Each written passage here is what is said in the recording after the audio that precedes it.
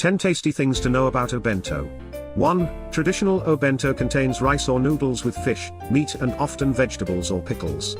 2. Food are kept in boxes that have compartments to keep them fresh. 3. 5th century Japanese fishermen or hunters started using Obento.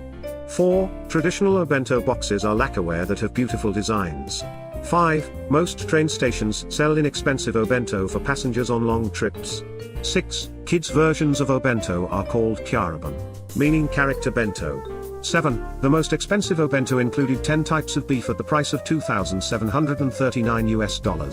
8. Hinomaru bento with just rice and a pickled plum in the center which represents the Japanese flag is the most simple Obento.